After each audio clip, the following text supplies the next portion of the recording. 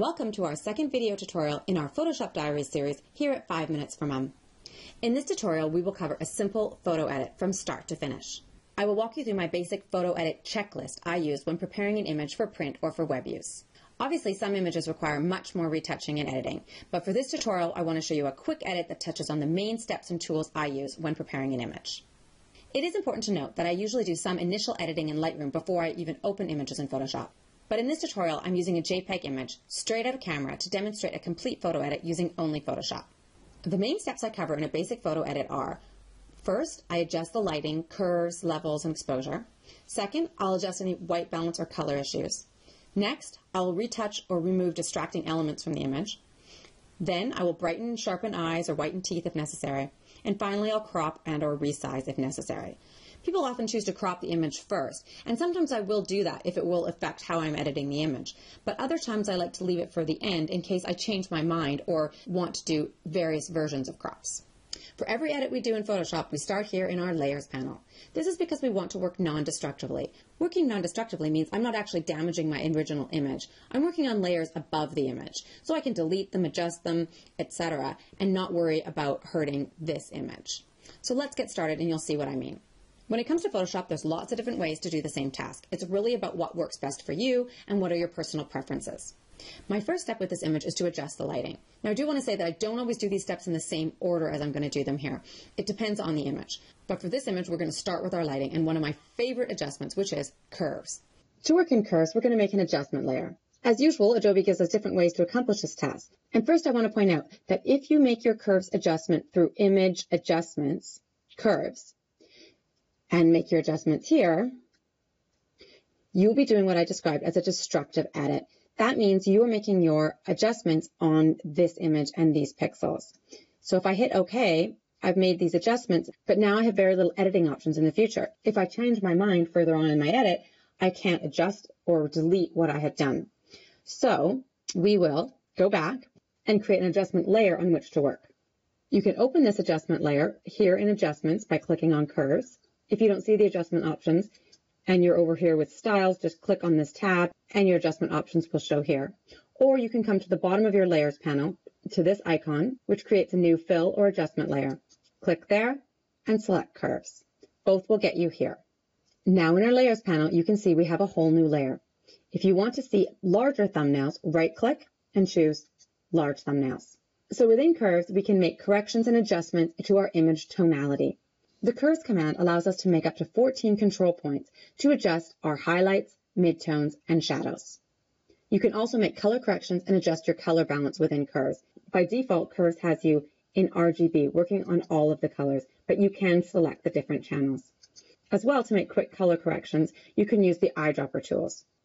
The first eyedropper allows you to set your black point. So you could click, check that the color picker is indeed on black, and then click on the blackest part of your image. Next, you can click on the white. If you double click, the color picker will come up. You're going to click on the white point in your image. Finally, there's a midtone, a gray. Again, if you double click, the color picker comes up, and you can click a neutral part in your image. Okay. To give you an example of what's going on, I'll click on something that is really not gray, such as her skin tone. And you can see huge changes have happened and our histogram has gone crazy. So let's Control Z out of that. So these eyedroppers have done a great job with this image to make sure that my colors are true. Another thing you can do within Curves is to click and drag in the image to modify the curve. I select this icon and I can go to whites and say, oh, I want to push my whites up. If I scroll up, it pushes them up. If I scroll down, it pushes them down. And you can see how when I pulled down, it was pulling it down here. We do not want to do that. Let's pull those back up.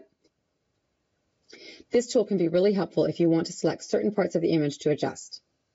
For instance, I can select on Julia's skin and work on getting a nice tonal range for her skin. To check our work, we can toggle the layer off and back on. If we like what we've done, but it's a little too strong, you can always adjust the opacity of the layer. That looks pretty nice. But let's try it one more time. If you want to reset your layer, you can come down and click on the reset button. Or, of course, you could always delete your layer and start again. But we can just reset or you can click back up here on default. But let's say we don't want to use the eyedroppers, we don't want to adjust the color, we just want to adjust the tonal range. So we can start our adjustments with our highlights and our shadows. This can be known as setting your highlights and shadows or setting your white and black points. In this image, I have a lot going on in the whites and a lot of highlights. So for this image, I don't need to add any more highlights. But as my histogram shows, I have some room here with my shadows. So I simply can drag the slider over and you can see the contrast improving. To check that I'm not clipping my blacks, and that means I'm not blowing out all the detail in my blacks, I can hold down my Alt key or Option in Mac as I slide.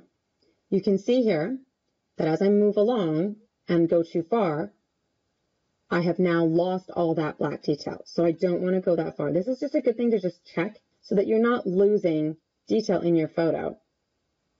Make sure that you're staying in nice, safe areas. In the same way, when you're dealing with your highlights, hold down Alt, and that will show you if you're clipping. Now that I've corrected my tonal range, I simply want to add a nice mid-tone contrast to my image. I do that by making a nice, simple, gentle S curve. I can add a point there and add a point there, and you can see this gentle S curve has created a nice contrast within my image. I can toggle on and off to see that, and that looks nice. If I think the effect is too strong, I can take my opacity and just bring it down a bit. Another way you can make tonal adjustments for your image is with levels. And just like with curves, if we're going to make a levels adjustment, we want to make it on an adjustment layer. And as with curves, we can add our adjustment layer from the bottom of the layers panel or up here with these icons. Levels is a very powerful tool and slightly less complex than curves because we're only working with 3 adjustments: highlights, midtones, and shadows. To adjust our highlights, we slide left. But if you want to recover highlights and darken the image slightly, you can come down here and adjust the slider. And if you want to lighten your shadows, you can do that here.